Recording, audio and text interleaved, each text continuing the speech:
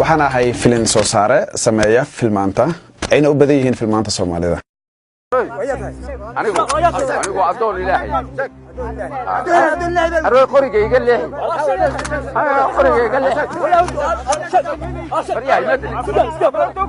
arway qorigayga leeyahay baan ku cidda ila doonaysa Soomaali baan أنا أريد أن أقول وحن كويديو هذا الشيء أنت رعدين ما دي عذاب ومدل بقى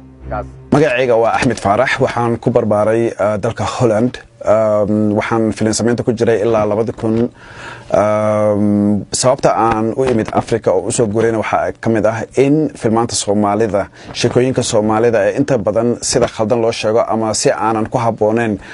in aanaka aan bedelno waa okay way fiican tahay in qof kale filin ka sameeyo sheekadaada uu sidoo isagu arko u sheego laakiin marka doonayso sheekadaada fiican inaad sheegtid waa in aad adiga sheekooyinkaaga iska sheegto maadaama Soomaaliya sheekooyin badan ay yaalaan cid hadda u maqan oo aan sugayna aysan jirin ayaa waxay ugu dhalatay in aan wadanka dib ugu soo noqdo oo aan sheekooyinkeena sheego inta ay jirtay Rio Films waxaanu sameynay filmaan badan oo badan intooda badan 5 daqiiqo ilaa 3 daqiiqo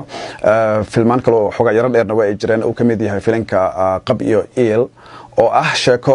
aniga shakhsi ahaan igu dhacday 2008 aniga tuulo Soomaaliyeed ka socda tuulo kale oo socda la weydiiyay qabiilkayga cid aan ahay isku khalkhalay on muxuu garan waayay markii dabaalkii la socdaan ay hadaan ku adkaysto Soomaalinimada maxaa dhacay kadibna sheekada inta aan sheeko ka qoray aan ka sameeyay filinka Qab iyo Eel